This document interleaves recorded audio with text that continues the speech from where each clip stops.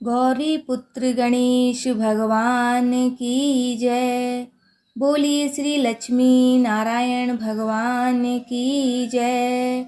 जय श्री कृष्णा। राधे राधे। आज बैसाख मास के कृष्ण पक्ष की एकादशी तिथि है और इस एकादशी को बरुथनी एकादशी के नाम से जाना जाता है।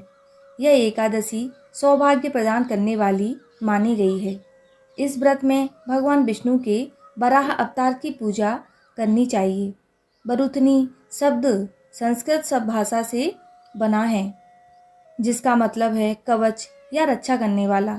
यह एकादशी व्रत भक्तों की हर कष्ट और संकट से रक्षा करता है, इसीलिए इसे बरुथनी एकादशी के या बरुथनी ग्यारस कहा जाता है। तो आज मैं आपको सुना रही हूँ बरुथनी एकादशी की बड़ी ही दुर्लभ कथा। इस कथा को सुनने से सभी मनोकामनाएं पूर्ण होती हैं तथा घर में सुख समृद्धि, धन संपत्ति और खुशहाली आती है। तो आप लोग बड़ी ही श्रद्धा और प्रसन्नचित्त मन से इन कथाओं को पूरा अवश्य सुनिए। तो आइए भगवान श्री लक्ष्मी नारायण जी के चरणों का ध्यान करते हुए इस कथा को सुनते हैं। बरुथनी एकादशी के बारे में शास्त्रों पुराणों में कथा वर्णित है। इस कथा के अनुसार नर्मदा नदी के किनारे मानधाता नाम का एक दानशील और तपस्वी राजा अपना राज्य सुखी पूर्वक चलाता था। राजा बहुत धार्मिक था और अपनी प्रजा को हमेशा खुश रखता था। एक बार राजा ने जंगल में तपस्या शुरू कर दी। इसी बीच जंगली भालू राजा को अकेला देख उसके पैर खाने लगा। भालू यहीं नहीं रुका, वह राजा को घसीटता हुआ जंगल लेकर जाने लगा। राजा यह देख घबरा गए, लेकिन उन्होंने भालू को मारा नहीं और न ही उसके साथ हिंसा की। राजा ने भगवान विष्णु की प्रार्थना शुरू कर दी, जिसके बाद भगवान विष्णु प्रकट हुए और उन्होंने अपने सुदर्शन चक्र से भालू का वध कर दिया। राजा की जान तो बच गई, लेकिन उनका पैर भालू खा चुका था। राजा अपने अधूरे पैर को देख बहुत निराश हुआ और भगवान विष्णु से हाथ जोड़ पूछने लगा कि हे प्रभु, ऐसा मेरे साथ क्यों हुआ। भगवान विष्णु ने बताया कि तुम्हारे पूर्व जन्म के कर्मों के कारण ही आज तुम्हारा यह हाल हुआ है। इतना सुनकर राजा ने भगवान विष्णु से उसका कोई उपाय पूछा। भगवान श्री हरि ने कहा कि दुखी मत हो, तुम मेरी 12 अवतार की पूजा करो और बरुथनी एकादशी का व्रत रखो और उसका विधिवत पालन करो। इनके प्रभाव से तुम फिर से पूर्ण अंग वाले हो जाओगे। राजा ने नारायण के कहे अनुसार इस व्रत को अपार श्रद्धा के साथ किया। कहते हैं कुछ दिनों के बाद ही राजा को अपने पैर वापस मिल गए। इसीलिए शास्त्रों में कहा गया है कि बरुथनी एकादशी के व्रत से मनुष्य के सांसारिक कष्ट दूर हो जाते हैं। बोलिए विष्णु भगवान की जय। बोलिए लक्ष्मी मैया की जय। इसके बाद अर्जुन भगवान श्री कृष्ण जी से कहते हैं कि प्रभु, आप कृपा करके इस एकादशी के महात्म को भी बताइए। तब भगवान श्री कृष्ण जी बरुथनी एकादशी के व्रत के महात्म को बताना शुरू करते हैं कि हे अर्जुन, बरुथनी एकादशी सौभाग्य प्रदान करने वाली है। इसका उपवास करने से प्राणी के समस्त पाप नष्ट हो जाते हैं। यदि इस उपवास को दुखी साधवा स्त्री करती है तो उसे सौभाग्य की प्राप्ति होती है। बरुथनी एकादशी के प्रभाव से ही राजा मानधाता को स्वर्ग की प्राप्ति हुई थी। इसी प्रकार धुंधुन, मार आदि भी स्वर्ग को गए थे। बरुथनी एकादशी के उपवास का फल 10,000 वर्ष तपस्या करने के फल के समान है। कुरुक्षेत्र में सूर्य ग्रहण के समय जो फल एक बार स्वर्ण दान करने से प्राप्त होता है, वही फल बरुथनी एकादशी का उपवास करने से प्राप्त होता है। इस व्रत से प्राणी इस लोक और परलोक दोनों में सुख पाते हैं। वह अंत में स्वर्ग के भागी बनते हैं। राजन, इस एकादशी का उपवास करने से मनुष्य को इस लोक में सुख और परलोक में मुक्ति प्राप्ति होती है। शास्त्रों में कहा गया है कि घोड़े के दान से हाथी का दान श्रेष्ठ है और हाथी के दान से भूमि का दान श्रेष्ठ है। इनमें श्रेष्ठ तिलों का दान है। तिल के दान से श्रेष्ठ है स्वर्ण का दान। तथा स्वर्ण के दान से श्रेष्ठ है अन्न का दान। संसार में अन्नदान से श्रेष्ठ कोई भी दान नहीं है। अन्नदान से पितृ देवता, मनुष्य आदि सब तृप्त हो जाते हैं। कन्यादान को शास्त्रों में अन्नदान के समान माना गया है। भरुतनी एकादशी के व्रत से अन्नदान तथा कन्यादान दोनों श्रेष्ठ दानों का फल मिलता है। जो मनुष्य लालच बस कन्या का धन ले लेते हैं या आलस से और कामचोरी के कारण कन्या के धन का भक्षण करते हैं, वे प्रलय के अंत तक नरक भोगते रहते हैं या उनको अगले जन्म में बिलाव यानी कि बिल्ली की योनि में जाना पड़ता है। जो प्राणी प्रेम से तथा यज्ञ सहित कन्या दान करते हैं, उनके पुण्य को चित्रगुप्त भी लिखने में असमर्थ हो जाते हैं। जो प्राणी इस भरुतनी एकादशी का उपवास करते हैं, उन्हें कन्यादान का फल मिलता है। भरुतनी एकादशी का व्रत करने वाले को दशमी के दिन से निम्नलिखित वस्तुओं का त्याग कर देना चाहिए। पहला, कांसे के बर्तन में भोजन नहीं करना चाहिए। मांस नहीं खाना चाहिए। मसूर की दाल, चना, कोंदो, साग, शहद, दूसरे का अन्न, दूसरी बार भोजन करना, यह सब नहीं करना चाहिए। व्रत करने वालों को पूर्ण ब्रह्मचार्य से रहना चाहिए। रात को सोना नहीं चाहिए, अपितु सारा समय शास्त्र चिंतन तथा भजन कीर्तन आदि में लगाना चाहिए। दूसरों की निंदा तथा नीच पापी लोगों की संगत भी नहीं करनी चाहिए। क्रोध करना या झूठ बोलना भी वर्जित है। तेल अथवा अन्न भक्षण की भी मनाही है। हे राजन, जो मनुष्य इस एकादशी का व्रत विधि विधान पूर्वक करते हैं, उन्हें स्वर्गलोक की प्राप्ति होती है। अतः मनुष्य को निष्कृष्ट कर्मों से भयभीत होना चाहिए। इस व्रत के महात्म को पढ़ने से 1000 गोदान का पुण्य प्राप्त होता है। इसका फल गंगा स्नान करने के फल से भी अधिक होता है। सौभाग्य का आधार संयम है। प्रत्येक परिस्थिति में सभी प्रकार से संयम रखने से मनुष्य के सुख और सौभाग्य की वृद्धि होती है। यदि प्राणी में संयम नहीं है तो उसके द्वारा किए गए तप, त्याग तथा भक्ति पूजा आदि सभी व्यर्थ हो जाते हैं। आज के दिन भगवान विष्णु को तुलसी मिश्रित जल अर्पित करने से माँ लक्ष्मी का घर में आगमन होता है तथा माँ लक्ष्मी घर में स्थायी रूप से निवास करती हैं। भरुतनी एकादशी व्रत करने के लिए एक व्यक्ति को प्रातः काल उठकर नित्य कर्म क्रियाओं से मुक्त होने के बाद स्नान आदि करने के बाद व्रत का संकल्प लेना होता है। स्नान करने के लिए एकादशी व्रत में जिन वस्तुओं का पूजन किया जाता है, उन वस्तुओं से बने लेप से स्नान करना शुभ होता है। इसमें आंवले का लेप, मिट्टी आदि और तिल का प्रयोग किया जा सकता है।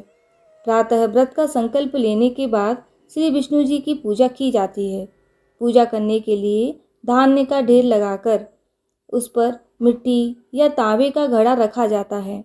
घड़े पर लाल रंग का वस्त्र बांधकर उस पर भगवान श्री लक्ष्मी नारायण जी की पूजा धूप दीप और पुष्प से पूजा की जाती है। बोलिए श्री लक्ष्मी नारायण भगवान की जय। बोलिए श्री राधा कृष्ण भगवान की जय। आइए अब मनोकामनाओं की पूर्ति करने वाली दूसरी कथा को सुनते हैं।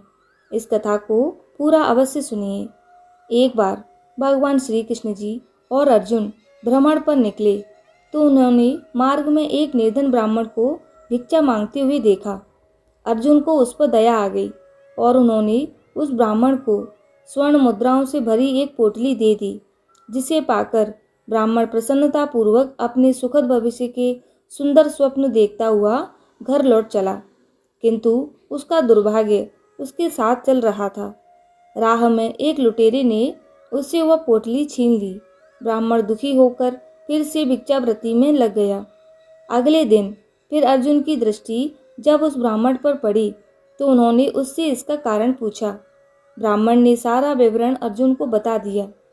ब्राह्मण की व्यथा सुनकर अर्जुन को फिर से उस पर दया आ गई। अर्जुन ने विचार किया और इस बार उन्होंने ब्राह्मण को मूल्यवान एक माणिक दिया। ब्राह्मण उसे लेकर घर पहुंचा। उसके घर में एक पुराना घड़ा था जो बहुत समय से प्रयोग नहीं किया गया था। ब्राह्मण ने चोरी होने के भय से माणिक्य उस घड़े में छुपा दिया, किंतु उसका दुर्भाग्य दिन भर का थका मादा होने के कारण उसे नींद आ गई। इस बीच ब्राह्मण की स्त्री नदी में जल लेने गई, किंतु मार्ग में ही उसका घड़ा टूट गया। उसने सोचा, घर में जो पुराना घड़ा पड़ा है उसे ले आती हूँ। ऐसा विचार कर वह घर लौटी और उस पुराने घड़े को लेकर चली गई। और जैसे ही उसने घड़े को नदी में डुबोया, वह माणिक भी जल की धारा के साथ बह गया। ब्राह्मण को जब यह पता चला तो अपने भाग्य को कोसते हुए वह फिर से भिक्षा मांगने लगा। अर्जुन और भगवान श्री कृष्ण जी ने जब फिर उसे वह दरिद्र अवस्था में देखा तो जाकर उसका कारण पूछा। सारा वृतांत सुनकर अर्जुन को बड़ी हताश हुई और मन ही मन सोचने लगा, इस अभागे ब्राह्मण के जीवन में कभी सुख नहीं आ सकता। अब यहाँ से प्रभु की लीला प्रारंभ हुई। उन्होंने उस ब्राह्मण को 2 पैसे दान में दिए। तब अर्जुन ने उनसे पूछा, प्रभु, मेरी दी मुद्राएं और माणिक्य भी इस अभागे की दरिद्रता नहीं मिटा सके, तो इन 2 पैसों से इसका क्या होगा। यह सुनकर प्रभु बस मुस्कुरा भर दिए और अर्जुन से उस ब्राह्मण के पीछे जाने को कहा। रास्ते में ब्राह्मण सोचता ही जा रहा था कि 2 पैसे में से तो एक व्यक्ति के लिए भी भोजन नहीं आएगा। प्रभु ने उसे इतना तुच्छ दान क्यों दिया? प्रभु की यह कैसी लीला है? ऐसा विचार करता हुआ वह चला जा रहा था। उसकी दृष्टि एक मछुआरे पर पड़ी। उसने देखा कि मछुआरे के जाल में एक मछली फंसी है और वह छूटने के लिए तड़प रही है। ब्राह्मण को उस मछली पर दया आ गई। उसने सोचा, इन 2 पैसों से पेट की आग तो बुझेगी नहीं, क्यों ना इस मछली के प्राण ही बचा लिए जाएं। यह सोचकर उसने 2 पैसों से उस मछली का सौदा कर लिया और मछली को अपने कमंडल में डाल लिया। कमंडल में जल भरा और मछली को नदी में छोड़ने चल पड़ा। तभी मछली के मुख से कुछ निकला। उस निर्धन ब्राह्मण ने देखा, वह वही माणिक था जो उसने घड़े में छुपाया था। ब्राह्मण प्रसन्नता के मारे चिल्लाने लगा, मिल गया, मिल गया। तभी भाग्यवश वह लुटेरा भी वहां से गुजर रहा था जिसने ब्राह्मण की मुद्राएं लूटी थीं। उसने ब्राह्मण को चिल्लाते हुए सुन लिया, मिल गया, मिल गया। लुटेरा भयभीत हो गया। उसने सोचा कि ब्राह्मण उसे पहचान गया है और इसीलिए चिल्ला रहा है। अब जाकर राज दरबार में उसकी शिकायत करेगा। इससे डरकर वह ब्राह्मण से रोते हुए क्षमा मांगने लगा और उससे लूटी हुई सारी मुद्राएं भी उसे वापस कर दी। यह देख अर्जुन भगवान श्री कृष्ण जी के आगे नतमस्तक हुए बिना नहीं रह सके। अर्जुन बोले, प्रभु, यह कैसी लीला है? जो कार्य थैली भर स्वर्ण मुद्राएं और मूल्यवान माणिक नहीं कर सका, वह आपके 2 पैसों ने कर दिखाया। श्री कृष्ण जी ने कहा, अर्जुन, यह अपनी सोच का अंतर है। जब तुमने उस निर्धन को थैली भरकर स्वर्ण मुद्राएं और मूल्यवान माणिक दिया, तब उसने मात्र अपने सुख के विषय में सोचा, किंतु जब मैंने उसके 2 पैसे दिए तो उसने दूसरों के दुख के विषय में सोचा। इसीलिए हे अर्जुन, सत्य तो यही है कि जब आप दूसरों के दुख के विषय में सोचते हैं, जब आप दूसरों का भला कर रहे होते हैं, तब आप ईश्वर का कार्य कर रहे होते हैं। तब ईश्वर आपके साथ होते हैं। ये है प्रभु की लीला। बोलिए श्री लक्ष्मी नारायण भगवान की जय। बोलिए श्री राधा कृष्ण भगवान की जय। आइए अब मनोकामनाओं की पूर्ति करने वाली दूसरी कथा को सुनते हैं। श्री कृष्ण भगवान का एक बहुत बड़ा भक्त हुआ, लेकिन वह बहुत गरीब था। एक दिन उसने अपने शहर के सबसे बड़े गोधाम की महिमा सुनी और उसका वहां जाने का मन उत्सुक हो गया। कुछ समय बाद जन्माष्टमी आने वाली थी। उसने सोचा, मैं प्रभु के साथ जन्माष्टमी गोधाम में मनाऊंगा। गोधाम में उसके घर बहुत दूर था। जन्माष्टमी वाले दिन वह सुबह ही घर से चल पड़ा। उसके मन में भगवान श्री कृष्ण को देखने का उत्साह और मन में भगवान के भजन गाता जा रहा था। रास्ते में जगह जगह लंगर और पानी की सेवा हो रही थी। वह यह देखकर बहुत आनंदित हुआ कि वाह प्रभु, आपकी लीला मैंने तो सिर्फ सुना ही था कि आप गरीबों पर बड़ी दया करते हैं। आज अपनी आंखों से देख भी लिया। सब गरीब और भिखारी और आम लोग एक ही जगह से लंगर प्रसाद पाकर कितने खुश हो रहे थे। भक्त बैलगाड़ी में बैठा ही देख रहा था। उसने सबके देने पर भी कुछ नहीं लिया और सोचा पहले प्रभु के दर्शन करूंगा, फिर कुछ खाऊंगा, क्योंकि आज तो वह गरीबों के लिए बहुत प्रसाद का इंतजाम किया होगा। रास्ते में उसने भगवान के लिए थोड़े से अमरूद का प्रसाद लिया और बड़े आनंद में था। भगवान के दर्शन को लेकर भक्त इतनी कड़ी धूप में भगवान के घर पहुंचा और मंदिर की इतनी प्यारी सजावट देखकर भाव विभोर हो गया। भक्त ने फिर मंदिर के अंदर जाने का किसी से रास्ता पूछा। किसी ने उसे रास्ता बता दिया और कहा, यह जो लाइनें लगी हुई हैं, आप भी उस लाइन में लग जाओ। वह भक्त भी उसी लाइन में लग गया और वहाँ बहुत बड़ी भीड़ थी, पर एक लाइन उसके साथ ही थी, पर वह एकदम खाली थी। भक्त को बड़ी हैरानी हुई कि यहाँ इतनी भीड़ है और यहाँ तो बारी ही नहीं आ रही है और वह लाइन से लोग जल्दी जल्दी दर्शन करने जा रहे हैं। उस भक्त से रहा नहीं गया। उसने अपने साथ वाले भक्त से पूछा कि भैया, यहाँ इतनी भीड़ और वो लाइन इतनी खाली क्यों है और वहाँ सब जल्दी जल्दी दर्शन के लिए कैसे जा रहे हैं? वह तो हमारे से काफ़ी बाद में आए थे। तब उस दूसरे भक्त ने कहा, भाई, यह अमीरों की लाइन है, इसमें गांव के अमीर लोग हैं। भक्त ने जैसे ही यह बात सुनी तो उसकी आंखें खुली रह गईं। उसने मन में सोचा, भगवान के दर पर क्या अमीर क्या गरीब, यहाँ तो सब भगवान के होते हैं। कितनी देर भूखे प्यासे रहकर उस भक्त की बारी दरबार में आ ही गई और भगवान को वह दूर से देख रहा था और उनकी छवि को देखकर बहुत आनंदित हो रहा था। वह देख रहा था कि भगवान तो सब लोग यहाँ 5 भोग चढ़ा रहे हैं और वह अपनी थोड़ी सी अमरूद सबसे छुपा रहा था। जब दर्शन की बारी आई तो सेवादारों ने उसे ठीक से दर्शन भी नहीं करने दिए और जल्दी चलो ऐसा कहते हुए उसे आगे बढ़ा दिया। उसकी आंखें भर आईं और उसने चुपके से अपने वह अमरूद वहाँ रख दिए और दरबार से बाहर चला गया। जब दरबार के बाहर गया तो लंगर प्रसाद लिखा हुआ था। भक्त को बहुत भूख लगी थी। उसने सोचा, अब प्रसाद ग्रहण कर लूं। जैसे ही वह लंगर खाने पहुंचा तो 2 दरबान खड़े थे। वहां उन्होंने उस भक्त को रोका और कहा कि यह सिर्फ अमीरों के लिए है, आप यहाँ प्रसाद नहीं ले सकते। भक्त ने कहा, मैं तो अमीर नहीं हूँ, फिर मेरा यहाँ क्या काम? भक्त की आंखों में इतने आंसू आ गए कि और वह फूट फूट कर रोने लगा और भगवान से नाराज हो गया और अपने घर वापस जाने लगा। रास्ते में वह भगवान से मन ही मन बातें करता रहा और उसने कहा, प्रभु, आप भी अमीरों की तरफ हो गए हो, आप भी बदल गए हैं। प्रभु, मुझे आपसे तो यह आशा न थी। और सोचते सोचते सारे रास्ते रोता रहा। भक्त घर पर पहुंचकर रोता रोता सो गया। भक्त को भगवान ने नींद में दर्शन दिए और भक्त से कहा, तुम नाराज मत हो, तुम मेरे प्यारे भक्त हो। भगवान ने कहा, अमीर लोग तो सिर्फ मेरी मूर्ति के दर्शन करते हैं, अपने साक्षात दर्शन तो मैं तुम जैसे भक्तों को देता हूँ और मुझे 56 भोग से कुछ भी लेना देना नहीं है। मैं तो भक्त के भाव का भूखा हूँ और उनके आंसू पी लेता हूँ। यह देख, मैं तेरे भाव से चढ़ाए हुए अमरूद को खा रहा हूँ।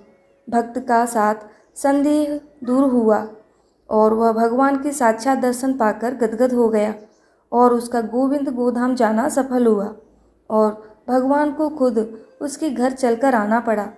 आप लोग बड़े ही प्रेम से बोलिए, बोलो राधा कृष्ण भगवान की जय, बोलिए श्री तुलसी शालिग्राम भगवान की जय।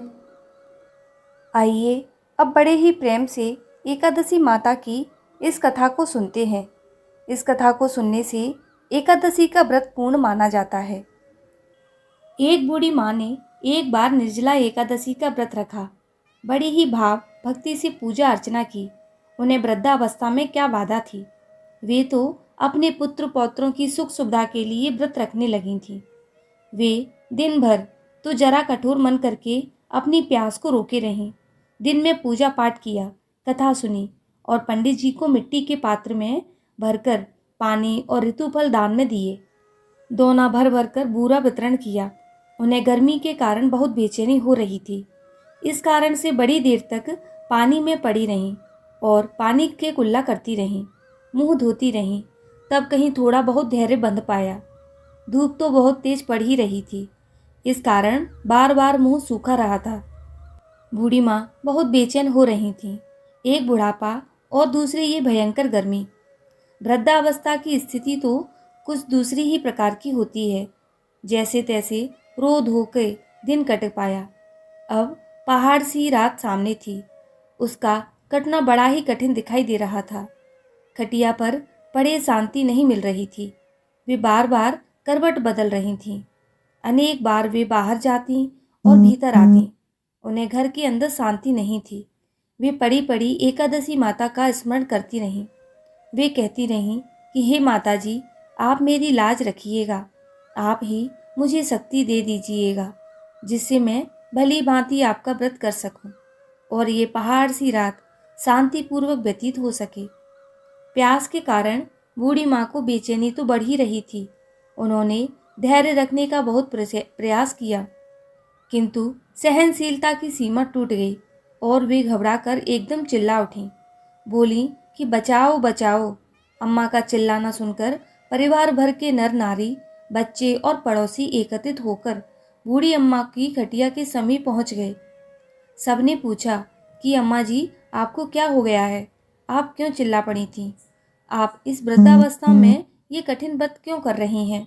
अम्मा जी, शक्ति से ही भक्ति होती है। थोड़ी ही देर में वे फिर से बोली कि अरे, हमारे तो प्राण ही निकले जा रहे हैं। मेरी छाती पर ठंडे पानी का घड़ा रख दीजिए। नातियों ने दादी की छाती पर ठंडे पानी का घड़ा रख दिया। तब कहीं उन्हें थोड़ा बहुत आराम मिला और थोड़ी देर के लिए उन्होंने अपनी आंखें बंद कर लीं। एकादशी माता ने सोचा कि ये बूढ़ी अम्मा है तो बहुत कठोर, जरा जाकर उनकी परीक्षा लेना चाहिए। वे आधी रात को मुर्गा बनकर टेल लगाने लगीं। मुर्गा की आवाज़ सुनकर दादी जल्दी से उठीं और बाहर आकर आसमान की ओर देखा, किंतु आसमान में कहीं उन्हें प्रातःकालीन तारा दिखाई नहीं दिया। वे सोचने लगीं कि ये मुर्गा क्यों और कैसे बोल गया। उन्हें प्यास तो बढ़ ही रही थी। थोड़ा बहुत उनका मन भी विचलित होने लगा था, किंतु अंत में उन्होंने दृढ़ निश्चय किया कि मैं अब व्रत को ही पूर्ण करके ही छोड़ूंगी, चाहे भले ही मेरे प्राण निकल जाएं। ये सोचकर फिर वे खटिया पर शिथिल होकर लेट गईं। थोड़ी ही देर में एकादशी माता ने उनकी फिर से परीक्षा लेनी चाहिए। एक छोटी सी बालिका एक गिलास में शरबत लेकर उनके सिरहाने खड़ी हो गई और जोर से बोली कि दादी जी, सवेरा हो गया है, आप हाथ मुंह धोकर शरबत पी लीजिएगा। पहले तो शरबत का गिलास देखकर उनका मन ललचाने लगा, किंतु अचानक व्रत का स्मरण हो आया और उन्होंने सोचा कि मैं किसी भी प्रकार से अभी शरबत नहीं पी सकती हूँ, और वे शांतिपूर्वक अपनी खटिया पर लेट गईं। फिर थोड़ी ही देर में उन्हें ऐसा लगा कि जैसे किसी ने उन्हें पानी के कुएं में पटक दिया हो। वे बड़ी देर तक उस कुएं में हाथ पैर चलाती रहीं, किंतु उन्होंने अपने मुंह में पानी की एक बूंद भी नहीं जाने दी और वे दृढ़तापूर्वक अपना व्रत पालती रहीं। थोड़ी ही देर में न जाने कहाँ से सामने आग जलने लगी, जिससे भारी गर्मी बढ़ने लगी।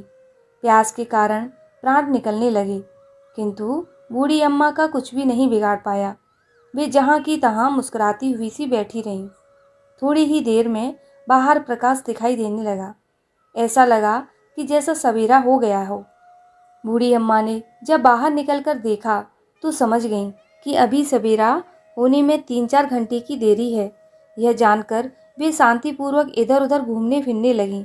एकादशी माता ये बात अच्छी तरह से समझ गईं कि ये बूढ़ी अम्मा किसी भी प्रकार से अपने व्रत से नहीं टल सकती हैं। वे उनके सत्यव्रत को अच्छी तरह से समझ गईं। सवेरा होते ही बूढ़ी माँ ने स्नान किया भगवान का पूजन पाठ किया, एकादशी माता की कथा सुनी, ब्राह्मणों को दक्षिणा देकर भोजन कराया। तब कहीं उन्होंने जल ग्रहण किया।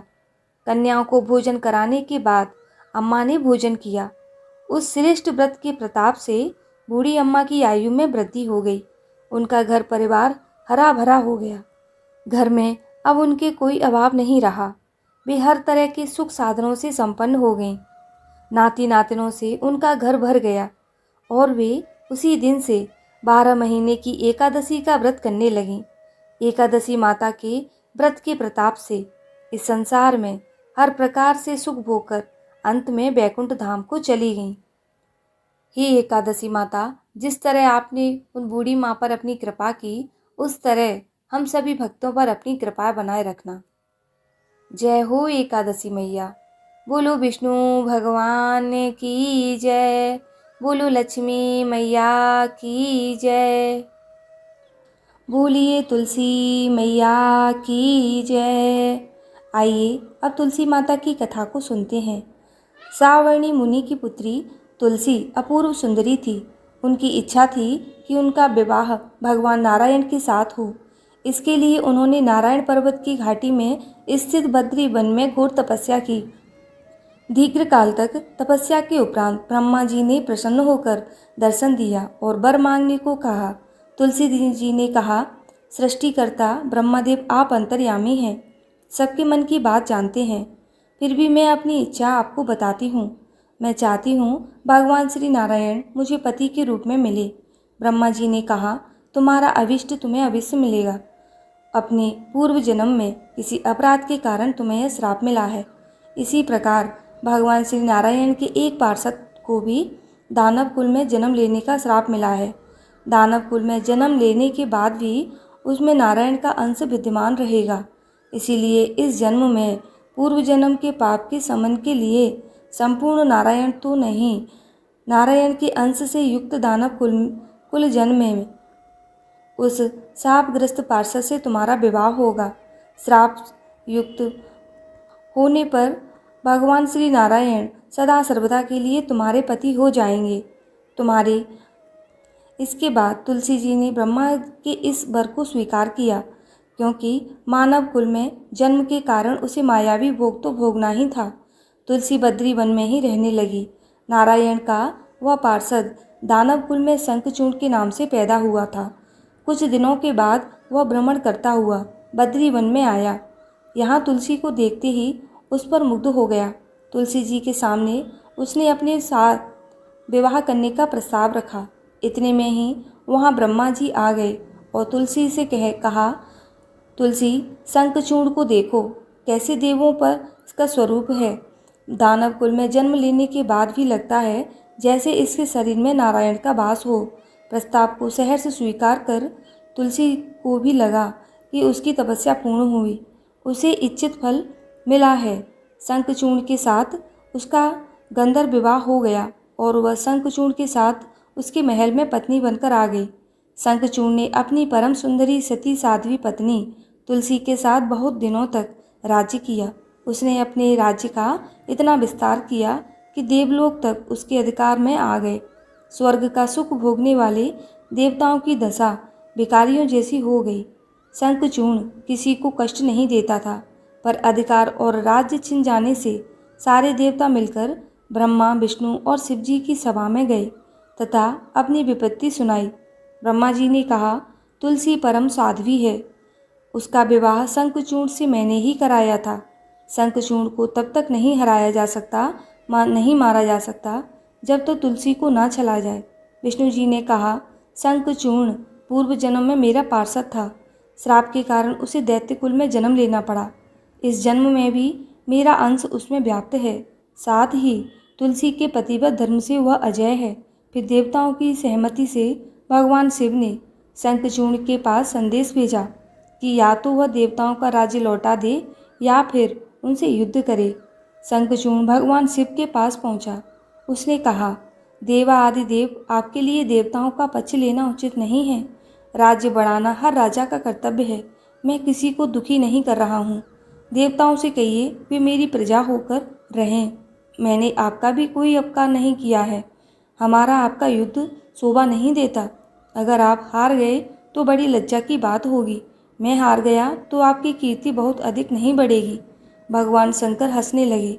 वे तो सब रहस्य समझते थे। तो तुलसी और शंखचूर्ण के पूर्व जन्म के श्राप की अवधि लगभग पूरी हो चुकी थी। शिवजी बोले, इसमें कीर्ति और लज्जा की बात नहीं है। तुम देवों का राज्य लौटाकर उन्हें उनके पद पर प्रतिष्ठित होने दो। युद्ध से बचने का यही एक उपाय है। शंखचूर्ण ने कहा, मैंने युद्ध के बल से देवलोक जीता है। कोई उसे युद्ध के द्वारा ही वापस ले सकता है। यह मेरा अंतिम उत्तर है। अब मैं जा रहा हूँ। ऐसा कहकर शंखचूर्ण चला गया। उसने अपनी पत्नी तुलसी को सारी बात बताई और कहा, कर्म भोग सब काल सूत्र में बंधा है। जीवन में हर्ष शोक भय सुख दुख मंगल अमंगल काल के अधीन हैं। हम तो केवल निमित्त मात्र हैं। संभव है भगवान शिव देवों का पक्ष लेकर मुझसे युद्ध करें। तुम चिंता मत करना। तुम्हारा सती रोज मेरी रक्षा करे। तो दूसरे दिन भगवान शंकर के नेतृत्व में देवताओं ने युद्ध छेड़ दिया। शंखचूर्ण ने भीषण बाणों की वर्षा की। उनका वेग रोका। उसके प्रहार से देवता डगमगाने लगे। उसने दानवी शक्ति का प्रयोग करके मायावी युद्ध आरंभ किया। युद्ध स्थल पर वह किसी को दिखाई नहीं देता था, पर उनके अस्त्र शस्त्र प्रहार कर देवों को घायल कर रहे थे। देवगण अपने अस्त्र चलाए तो किस पर चलाए, क्योंकि कोई शत्रु सामने था ही नहीं। कई दिनों तक इस तरह भयंकर युद्ध चला। शंखचूर्ण पराजित नहीं हुआ।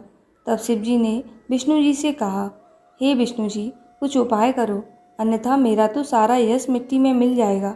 भगवान विष्णु ने सोचा, बल से तो शंखचूर्ण को हराया नहीं जा सकता, इसीलिए छल का सहारा लेना होगा। उन्होंने तुरंत अपना स्वरूप शंखचूर्ण जैसा बनाया और अस्त्र शस्त्र से सुसज्जित हो तुलसी के पास आए। बोले, हे प्रिय, मैं युद्ध जीत गया हूँ। सारे देवता भगवान शंकर समेत हार गए हैं। इस खुशी में जाओ, मैं तुम्हें अंग से लगा लूँ। पति को प्रत्यक्ष खड़ा देख तथा विजय का समाचार सुनकर वह दौड़कर मायावी शंखचूर्ण के गले से लिपट गई। इस प्रकार पति पत्नी दोनों ने आलिंगन हो खूब खुशी मनाई। पर पुरुष के साथ इस प्रकार के व्यवहार से उसका सतीत्व तेज नष्ट हो गया और उसका सती तेज जो शंखचूर्ण की कवच के रूप में रक्षा कर रहा था, वह कवच नष्ट हो गया। शंखचूर्ण शक्तिहीन हो गया। यह सुनते ही भगवान शंकर ने अपने त्रिशूल से प्रहार किया। त्रिशूल के लगते ही शंखचूर्ण जलकर भस्म हो गया। शंखचूर्ण की मृत्यु को जानकर विष्णु जी अपने असली स्वरूप में आ गए। सामने अपने पति शंखचूर्ण के स्थान पर भगवान विष्णु को खड़ा देख तुलसी बहुत विस्मित हुई। उनको पता लग गया कि स्वयं नारायण ने उनके साथ छल किया है। क्रोध में आकर तुलसी जी ने भगवान विष्णु को श्राप दिया कि एक सती स्त्री का सतीत्व भंग करने के अपराध में तुम हृदयहीन पत्थर हो जाओ। विष्णु ने तुलसी के श्राप को सिरोधार्य कर कहा, देवी, तुम्हारे तथा शंखचूर्ण के कल्याण के लिए मुझे करना पड़ा। तुम दोनों को श्राप मुक्त करना था। तुम भी अब शरीर त्याग कर तुलसी बिरवा के रूप में जन्म लोगी और मेरी पूजा तुलसी दल से होगी। मैं शालिग्राम पत्थर बनूंगा। मेरे शीश पर तुम आदर से विराजमान होंगी। तुम्हारे पति की हड्डियों के चूर्ण से शंख की उत्पत्ति होगी। उस शंख ध्वनि से देवताओं तथा मेरी पूजा आराधना हुआ करेगी। जहाँ शंख की ध्वनि होगी वहाँ मंगल के रूप में मैं विराजमान रहूँगा। तुमने पूर्व जन्म में बद्री वन में मुझे पाने के लिए बड़ी तपस्या की थी। अब अगले जन्म में मैं नारायण प्रस्तर के रूप में बद्रीनाथ वन में स्थापित होऊंगा और मेरी पूजा अर्चना फल फूल से न होकर तुम्हारे तुलसी दल से होगी। मेरे शीश पर विराजमान होकर तुम मुझसे भी ऊंचा पद प्राप्त करोगी। बोलिए श्री तुलसी शालिग्राम भगवान की जय। बोलिए श्री बद्रीनाथ भगवान की जय। भगवान विष्णु और माता लक्ष्मी आपकी सभी मनोकामनाओं को पूरी करें और आपके घर आंगन में आनंद मंगल बरसते रहें। जय श्री कृष्णा। राधे राधे।